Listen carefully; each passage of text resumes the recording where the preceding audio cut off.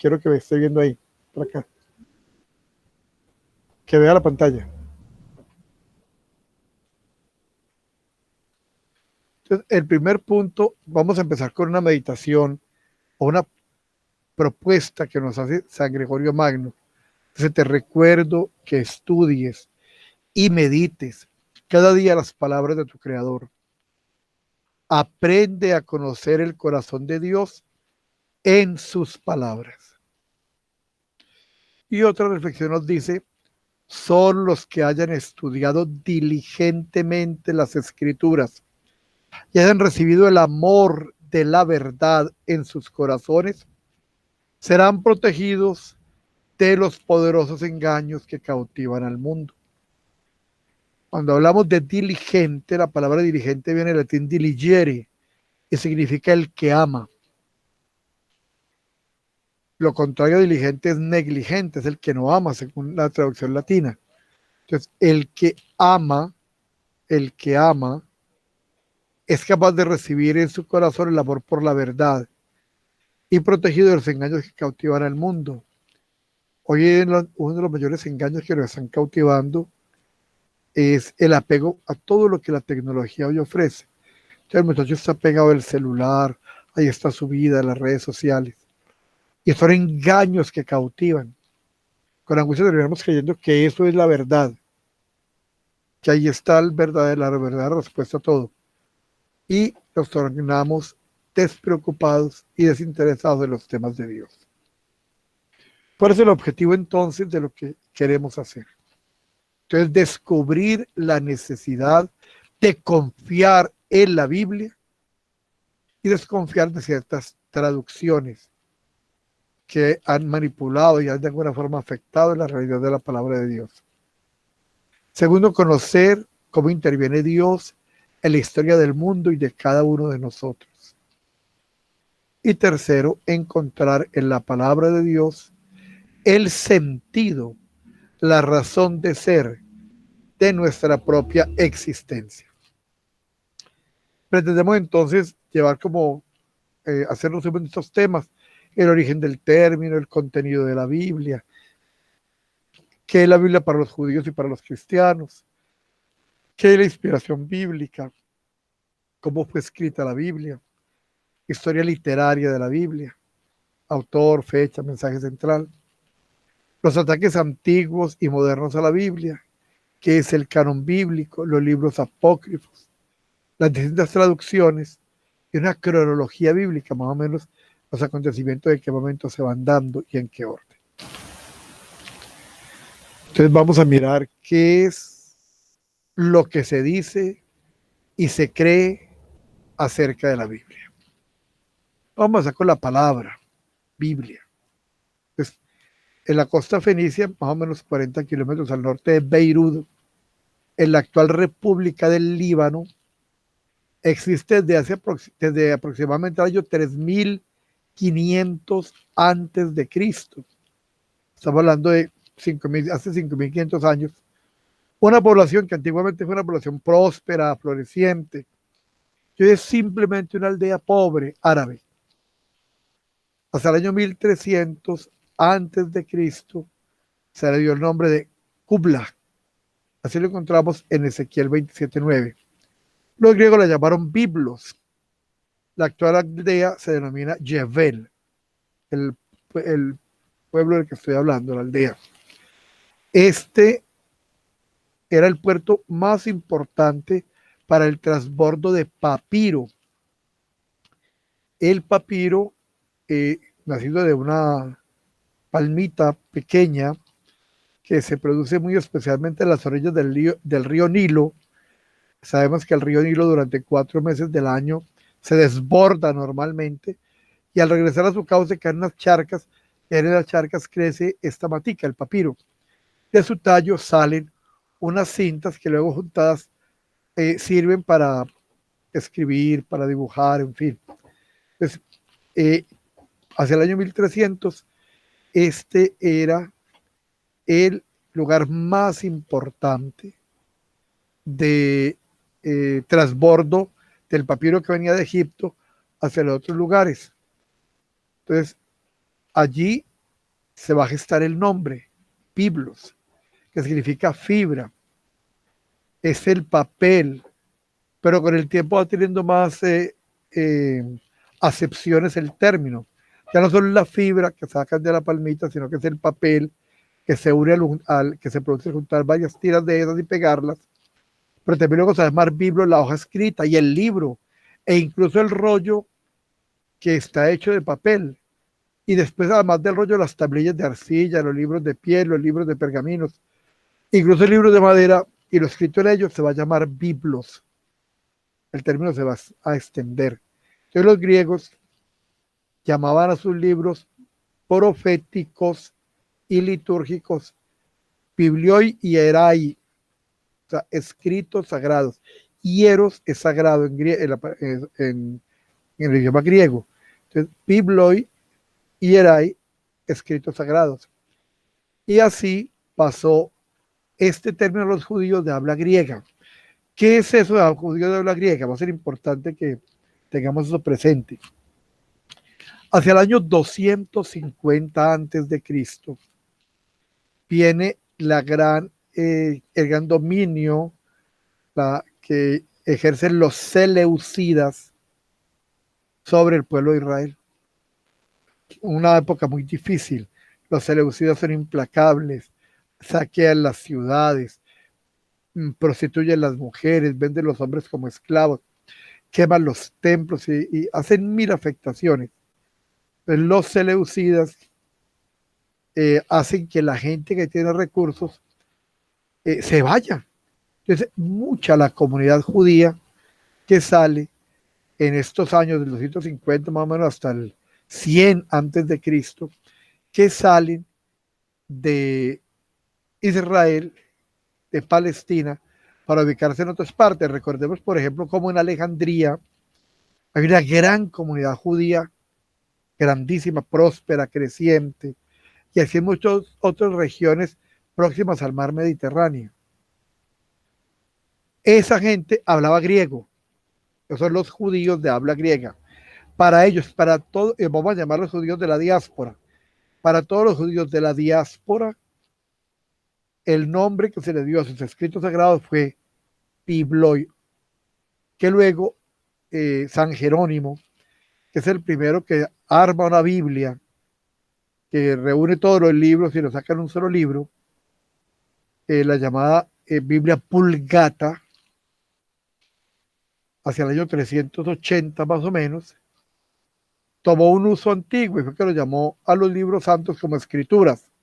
Cuando eso pasó en latín, se hizo con la palabra plural y se le dio el nombre de Biblia. Entonces, Biblia de Biblos, del pueblo de Biblos, pero que luego el término tiene aumenta su comprensión y da otras acepciones. Finalmente va a hablar como las escrituras, hablar de Biblos. Y por eso se va a generalizar el nombre de Biblia. ¿Qué contiene la Biblia? Entonces la Biblia contiene dos colecciones básicamente. Una colección extensa a la que los cristianos denominamos Antiguo Testamento. Y una colección menor, más nueva, a la que llamamos Nuevo Testamento. La palabra testamento designa la alianza entre Dios y el hombre.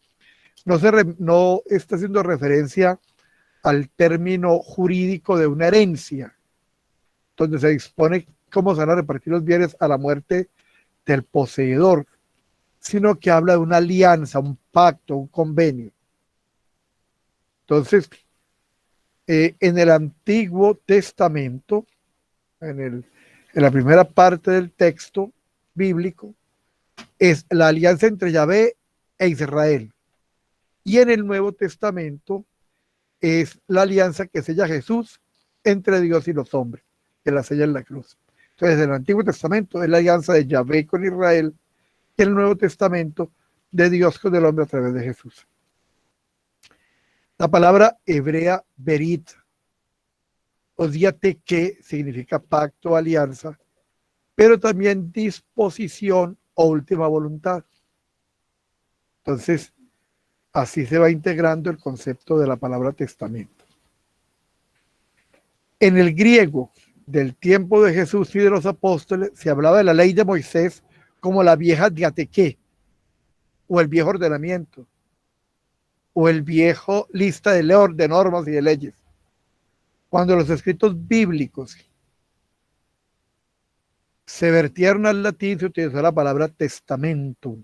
Entonces, el diatiqué se utilizaba en griego, se llama por testamentum, y de ahí va a salir el nombre de Antiguo y Nuevo Testamento.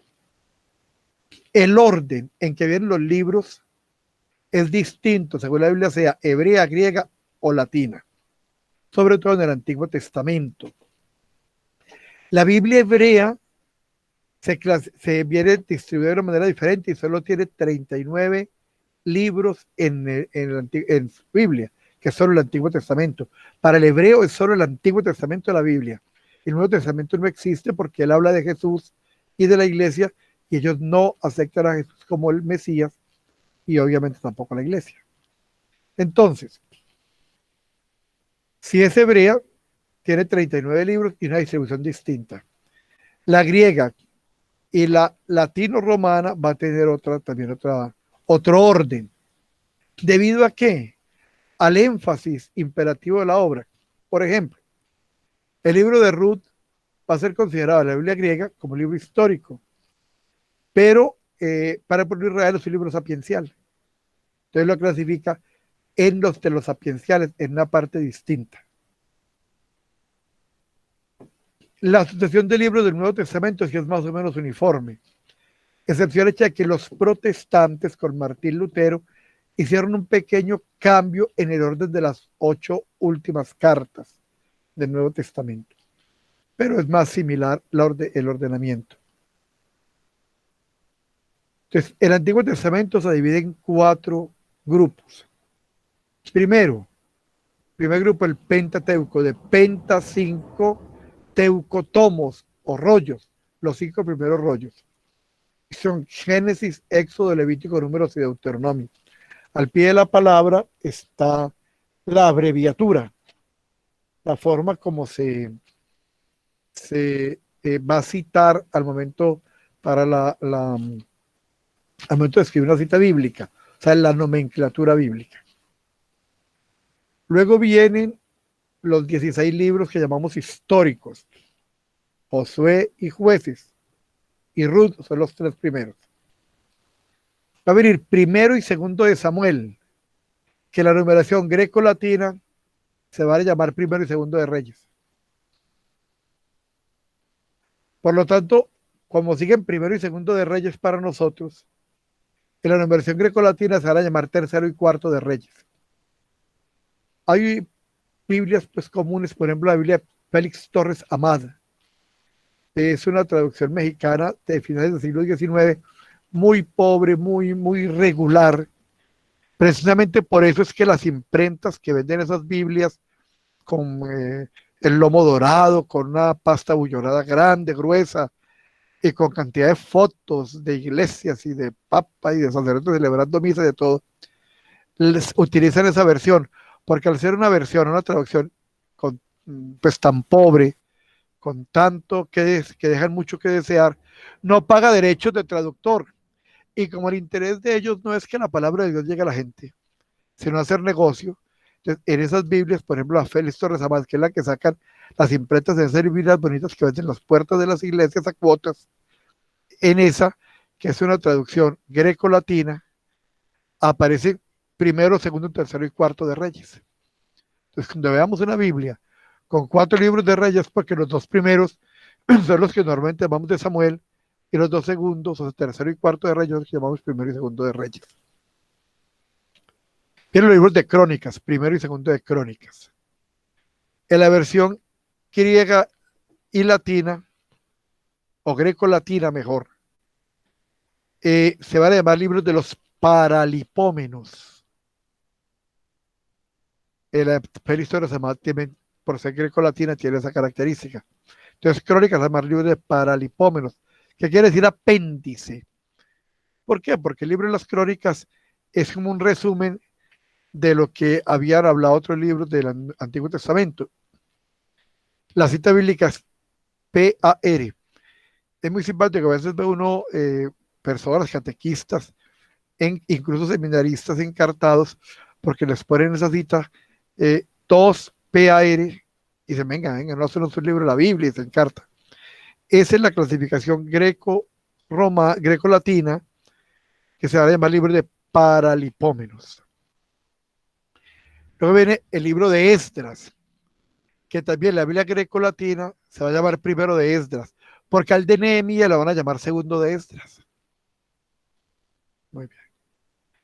El libro de Tobías, que para Lutero es un libro apócrifo, o sea que la Biblia protestante, esa Biblia que se llama Reina Valera, de Casiodoro de Reina y Cipriano Valera, esa Biblia no va a figurar, ese libro no está el libro de Tobías, ni el de Judith.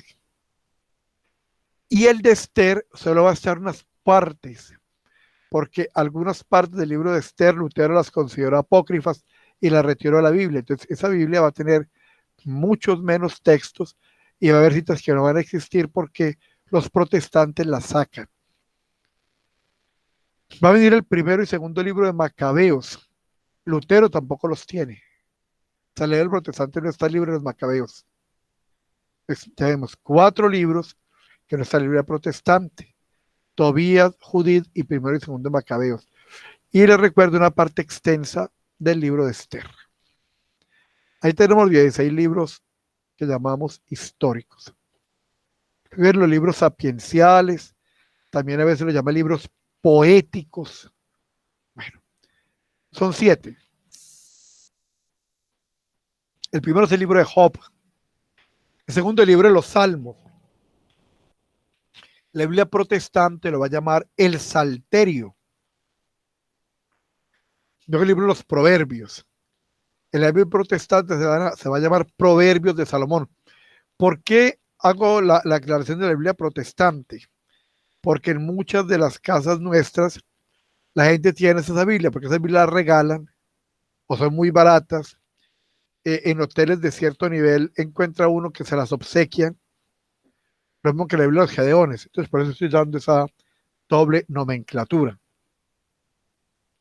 ¿Qué? Entonces nosotros. Se retiró también Magdalena. Muy bien. Vamos a ver los libros de la Biblia y paramos. Proverbios. Luego viene el Eclesiastés, que en hebreo se dice Coelet. Quiere decir el asambleísta. Y el signo es QO. Lutero, en la Biblia protestante, llamar el libro del predicador, el Eclesiastés. El libro Cantar de los Cantares, que en la Biblia protestante se va a llamar Cantar de Salomón. El libro de la Sabiduría, que no figura en la Biblia protestante, también lo sacaron, porque para Lutero era apócrifo. Y finalmente el libro del Eclesiástico. También se llama el libro de Ben Sirá, porque su escritor se llama Jesús Ben Sirá. O también se le dice la Sirácida. Son los 3 nombres que tiene este libro. Hay 18 libros proféticos. Isaías, Jeremías. El tercero, que es el libro de las Lamentaciones, también en la Biblia greco-latina, se va a llamar los trenos. En la Biblia normal se llama Lamentaciones de Jeremías, pero va a llamar los trenos de Jeremías. Y es el mismo libro, aparece como cita TR 1.12. Pero ¿cómo que TR eso? ¿Qué ese libro va a ser? Ese libro, los trenos o Lamentaciones de Jeremías. Otro libro, el 7º libro, que no acepta a los protestantes, el libro de Baruch.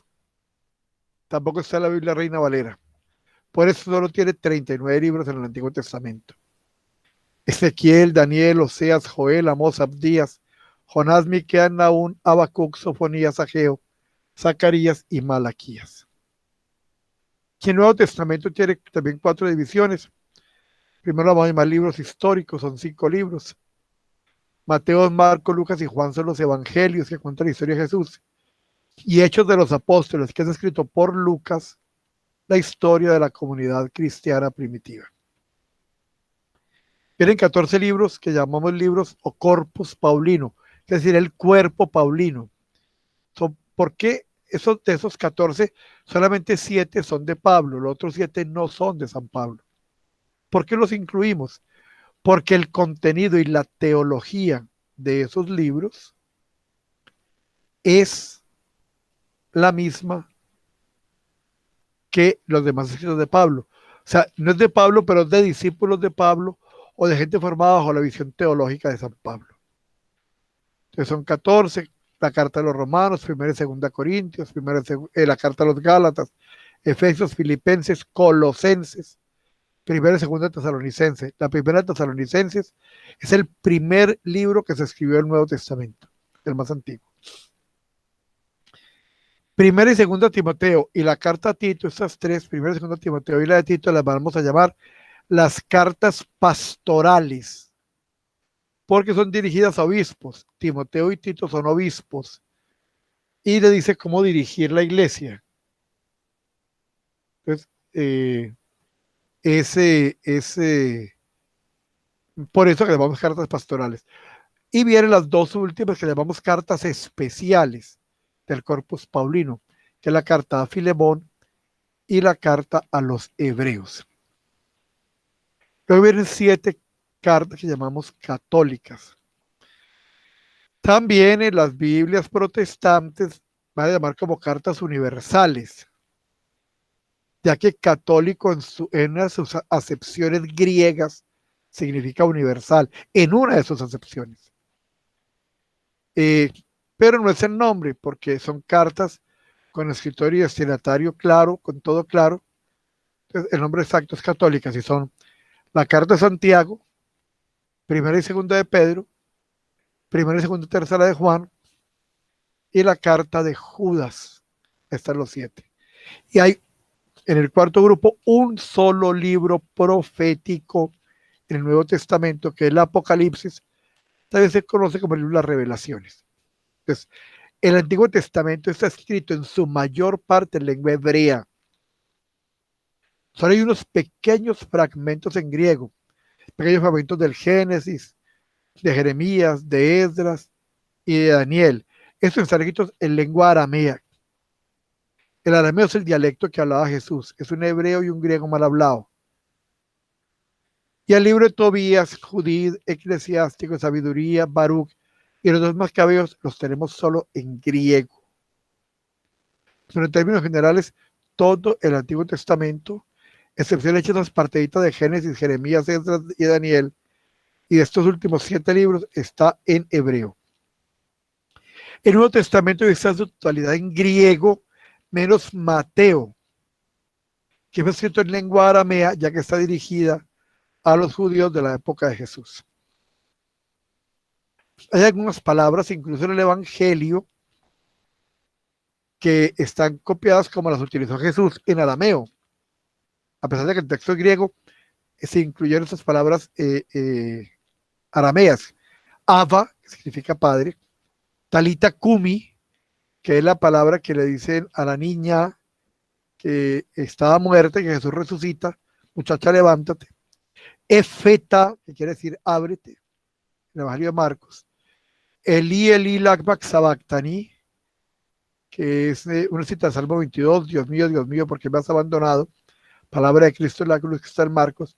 Y Raca, necio o cabeza hueca, es del hombre que tenía una gran cosecha y ya no le cabía los graneros. Entonces se puso a pensar por la noche, ¿qué voy a hacer? Voy a tomar los graneros de unos más grandes y cuando los tenga llenos diré, alma siente satisfecha. Usted le dice, Raca, necio, hoy me voy a llevar tu alma. ¿Para quién será lo que has guardado? Son pues como los 5 incursiones arameas en el texto griego, utilizando palabras directas utilizadas por Jesús.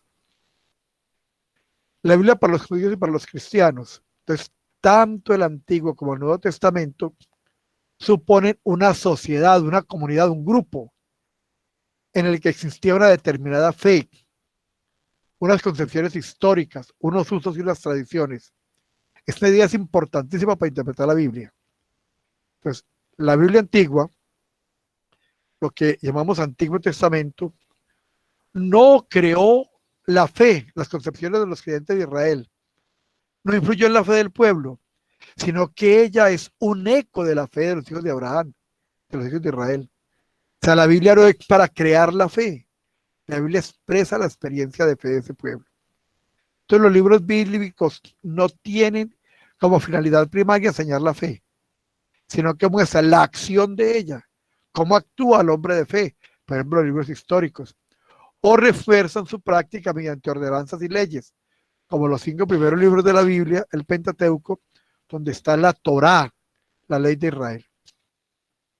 Los israelitas tuvieron una tradición creyente de tipo oral. Los escritos que más tarde se recogieron son el eco de las doctrinas que los israelitas expresaron en forma oral. No exponen un depósito de fe, sino que simplemente muestran la acción de la fe a través de la historia. Así pues, al comienzo de la Sagrada Escritura de los judíos, hay una comunidad creyente, el pueblo de Israel, y de esa comunidad creyente nació la Sagrada Escritura, el Antiguo Testamento. De la comunidad no se formó a partir del libro, sino que el libro es la expresión de la fe de esa comunidad. Lo que nosotros llamamos hoy Sagradas Escrituras en tiempo primitivo eran relatos históricos que se venían contando desde hacía largo tiempo. Era poesía religiosa, cantares, profecías, enseñanzas que se transmitían oralmente. Con el tiempo, Josué fija por primera vez en escritos lo que antes se conocía o circulaba como enseñanzas de Moisés. Entonces Josué escribe lo que todo el pueblo durante siglos había conocido. 22 años después de profetizar Jeremías, se pusieron por escrito sus profecías. Y Esdras y Nehemías, después del año 400 antes de Cristo, dictó cosas que hasta entonces se habían transmitido por vía oral y que son antiquísimas. ¿Para qué? Para que en el futuro los judíos regresaron de la cautividad de Babilonia, tuvieran una guía segura, y para que en caso de que se presentara una nueva diáspora, el pueblo no abandonara o perdiera su fe. Pues vemos que los libros bíblicos no han conservado el texto según su primera escritura, según su primera consignación escrita. No se ha conservado tal cual, sino que la Biblia en su forma actual es el resultado de muchas fuentes y de distintas redacciones. Yo siempre pongo un ejemplo de un cuento como Caperucita Roja. Yo me pongo a escribirlo, pero a alguien que lo dice, no, venga, ahí le faltó que el lobo tal cosa. Entonces, así como era el libro, era la expresión de la comunidad sabía, lo que la comunidad conocía y sabía, sufrieron correcciones y redacciones posteriores por parte de la comunidad. Entonces, lo realmente decisivo al principio fue la comunidad, con sus necesidades crecientes, sus usos y tradiciones. Y solo tras un largo periodo de tradiciones orales, esas tradiciones se llevaron al texto escrito. Y poco a poco se fueron reuniendo para formar los libros. El Nuevo Testamento supone la convivencia, el intercambio directo de los apóstoles con Jesús. Y ese compartir de los apóstoles con Jesús, los apóstoles lo transmitieron en lo que ellos han vivido y recibido antes de que se escribiese nada. Los apóstoles enseñaron, hablaron, después al tiempo se puso por escrito. El primer texto escrito, que es la carta de Pablo a los tesalonicenses, es del año 52, o sea, diríamos que unos 20 o 22 años después de la resurrección del Señor. Cuando al cabo de unas décadas se consignaron por escrito algunas cosas, era para procurar que esa buena nueva llegara a más personas. Pero no todo se consignó por escrito, no todo está escrito. Por eso la última frase del Evangelio de San Juan, que está incluso en las Biblias protestantes igual, dice, hay además otras muchas cosas que hizo Jesús, Si se pusieran por escrito una por una, pienso que ni todo el mundo bastaría para contener los libros que se escribirían. Entonces, en la Biblia están solo parte de esas enseñanzas, pueden ser las más importantes, pero no están todo lo que el Señor dijo Jesús. El resto está en la tradición. Entonces, la Biblia viene de la tradición, es la tradición puesta por escrito, pero además hay muchas cosas de la tradición que no se escribieron. Por eso la tradición es más importante que la escritura misma. Mateo quiere exponer a los judíos que Jesús de Nazaret era el Mesías esperado y con ese fin orienta su evangelio. Marcos consigna las doctrinas más importantes de la predicación de Pedro. Lucas recoge algunas de las cosas que sabía por la predicación de Pablo y de otras fuentes que había podido consultar. Entonces, tanto Marcos como Lucas son discípulos, el uno de Pedro y el otro de Pablo. Con sus cartas, Pablo ataca desórdenes que se dan en las comunidades, dificultades, responde preguntas. Sus epístolas son siempre escritos ocasionales, es decir, que según las circunstancias proclama aquello que es preciso proclamar sobre la fe y las costumbres. En el contenido de ambos testamentos no está solo el depósito de la fe, no está todo el depósito de la fe, están solo algunas partes, las más importantes. Quien posee todo el depósito de la fe neotestamentaria es la iglesia, de cuyo seno han salido estos libros y estos escritos. Y por ello, en caso de duda, solo la iglesia verdadera puede decir lo que actualmente enseñan las palabras y los escritos bíblicos. Por eso hay una gran necesidad del episcopado canónico de la iglesia, o sea, el episcopado legítimo, los que son sucesores de los apóstoles. Episcopado que solo se da en la iglesia católica, apostólica romana y católica, apostólica ortodoxa. Necesario el episcopado, porque son los que tienen como misión cuidar, vigilar, conservar la pureza de esas tradiciones y enseñarles a explicarlas. Entonces la plenitud de la tradición la tiene la iglesia. Los libros bíblicos del Nuevo Testamento contienen el eco de una parte de la tradición apostólica. Para el judaísmo, la Biblia entera es lo que nosotros denominamos Antiguo Testamento, es la Biblia entera. Por él descubren los judíos cómo su religión fue desarrollándose poco a poco con su pueblo. El Antiguo y el Nuevo Testamento constituyen la Biblia completa del cristiano. Entonces, la comunidad cristiana del tiempo de los apóstoles veía en el Antiguo Testamento el fundamento de las enseñanzas del Nuevo. Por eso lo incluye también en la Biblia de los cristianos. Con el Nuevo Testamento aprenden cómo se formó el cristianismo. Y con la consumación del Antiguo Testamento se inicia la consumación, la plenitud del Antiguo Testamento se inicia con Jesús. Además llegarán a entender que el Antiguo Testamento es la preparación de la venida del Mesías, que se hace realidad en Jesús Cristo. El núcleo de la predicación del Antiguo Testamento es la venida del reino. Es el mensaje central de Jesús, el reino. Jesús inaugura el reino de Dios en este mundo.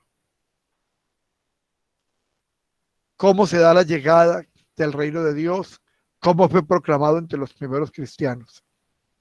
Entonces, cuando en el curso de los años 60 y 70, después de la muerte del Señor, muerte y resurrección, se escribieron cartas y libros del Nuevo Testamento. Su propósito era anunciar a Jesús, que trajo el reino de Dios al mundo. A lo largo de toda la vida, Jesús no hizo jamás hincapié en sí mismo, sino únicamente en el reino de Dios. Con esta introducción, con este repaso, estamos volviendo a traer elementos de esa introducción a la Biblia que consideramos importante tener a mano para poder incursionar en el incursionar en el proceso, estamos haciendo acercarnos a la palabra de Dios. El último tema que vamos a ver hoy es el sentido de la Biblia y la inspiración. Según la fe cristiana, la Biblia es la palabra de Dios a los hombres. Es palabra humana inspirada por Dios. Ella contiene también revelaciones para los hombres. 3 cosas que tenemos que tener en cuenta, o 4 mejor. Revelación es el mensaje que Dios ha dado, es lo que Dios quiere decirnos. Inspiración es la acción del Espíritu Santo en una persona para escribir, investigar, decidir, vivir y transmitir ese mensaje. Iluminación es la gracia que nos da Dios para entender ese mensaje como Él lo deseaba decir. Comunión, entonces por la acción del Espíritu Santo, vivir ese mensaje en la iglesia para llevarlo a la vida diaria, en el trabajo, en el estudio, en el hogar, con los amigos, en cada momento de la vida. Eso es la comunión. Algunas afirmaciones sobre la inspiración y la revelación. Primera, la Biblia es la palabra de Dios para los hombres. Entonces, en hebreo, palabra se dice tabar.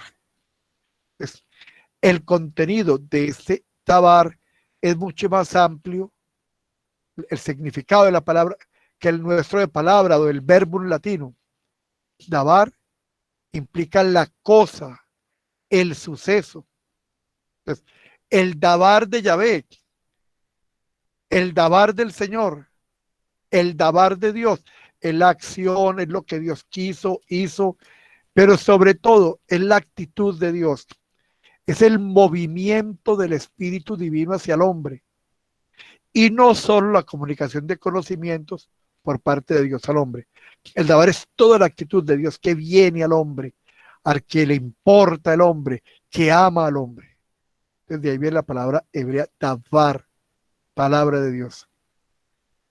Segundo, la Biblia es palabra humana inspirada por Dios. Por ello se sirve de las palabras humanas. La Biblia es pues palabra humana, aún siendo palabra de Dios. Su vocabulario, sus construcciones son vocabulario y construcciones de un lenguaje humano. Y con ese vocabulario y esas construcciones, Dios habla al hombre. Con ello, la palabra de Dios sufre todas las insuficiencias del lenguaje humano, que irremediablemente se dan cuando el hombre pretende hablar de Dios. San Agustín dice en su comentario a Juan 1:1, dice, ni el mismo Juan lo dijo como es, sino como pudo decirlo, puesto que es un hombre el que habla de Dios.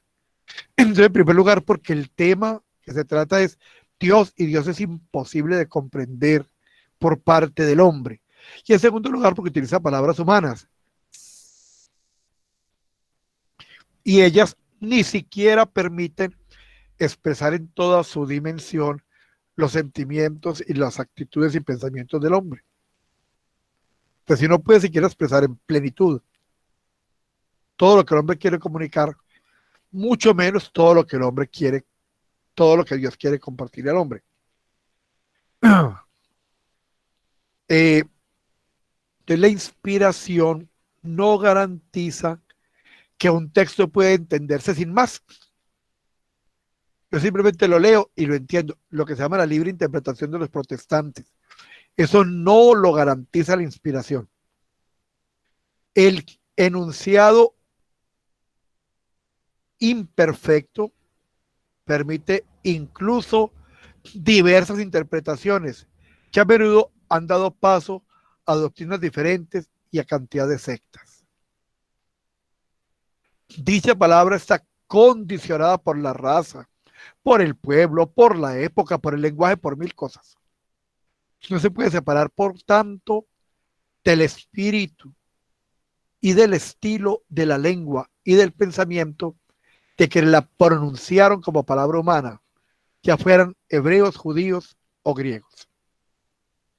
Incluso, en tanto que palabra de Dios, o sea, como es palabra de Dios, solo podemos entenderla si sabemos lo que aquel lenguaje de hombres quiso expresar con los vocablos utilizados. Solamente entonces descubriremos el sentido de los escritos bíblicos, lo que ellos quisieron dar con sus palabras.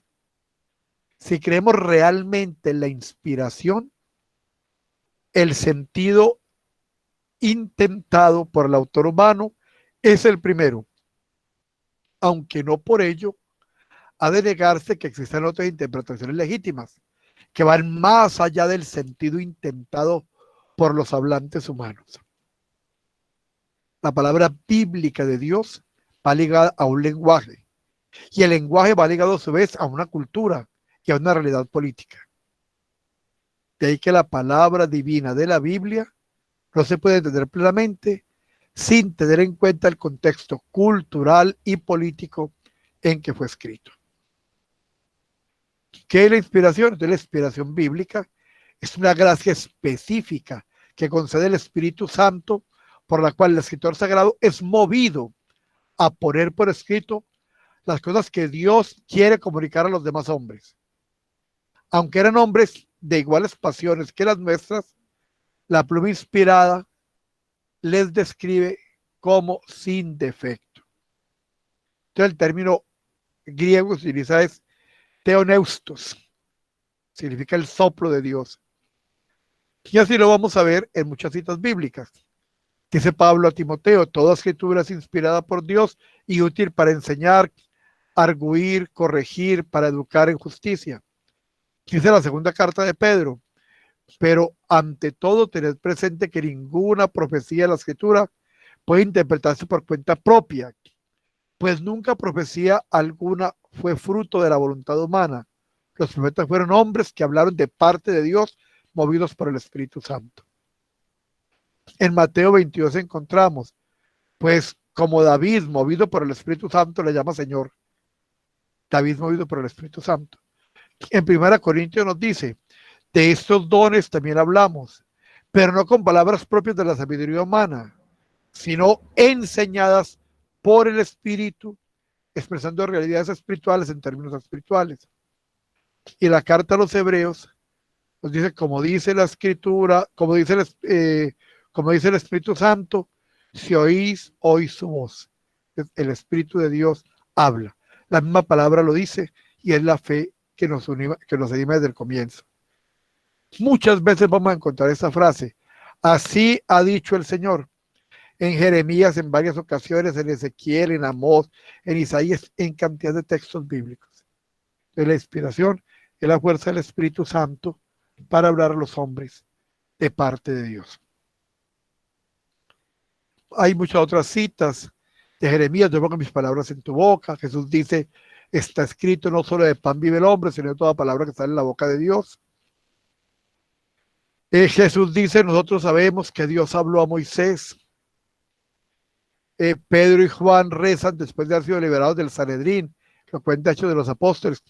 Tú, el que en el Espíritu Santo, por boca de tu siervo David, y sigue. Hechos también va a decir, bien habló el Espíritu Santo cuando el profeta Isaías dijo a vuestros padres. Así en cantidad de citas. San Pedro va a decir, Pablo va a decir, porque nosotros somos templos de Dios vivo, como dijo Dios, habitar entre ellos. Va a decir también, desde niño conocéis la Sagrada Escritura que tiene poder destruir.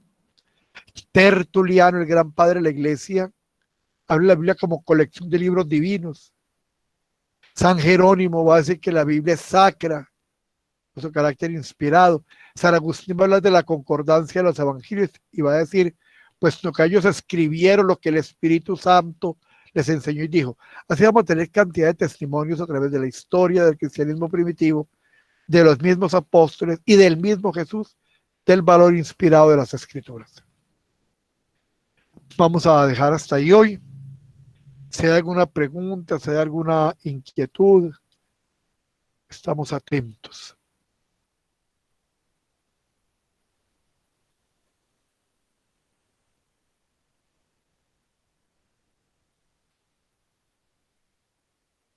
A ver si alguien no quedó claro. De todas maneras, hoy les hago llegar ya este texto que vimos hoy, que es como un resumen ya en términos mucho más comprensibles, cambiando totalmente la dinámica de un esquema tan teológico y elevado. Si Doris, Magdali, o alguno, Fernando, o algunos muchachos de acá, ¿quiere hacer algún comentario?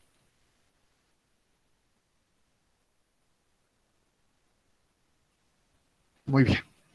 Entonces vamos a concluir orando a la Santísima Virgen María para que ella interceda ante su Hijo para que nos envíe el Espíritu Santo. Y conociendo la palabra de Dios, nos enamoremos de ella y del Señor. Más honorable que los querubines e incomparablemente más gloriosa que los serafines. Tú que sin mancha diste a luz a Dios el Verbo, verdadera Teotocos, verdadera Madre de Dios, te magnificamos. Y que nos bendiga y nos guarde el omnipotente y misericordioso Dios, Padre, Hijo y Espíritu Santo, ahora y siempre y por los siglos de los siglos. Amén. Una feliz noche para todos. Gracias, Padre. Gracias.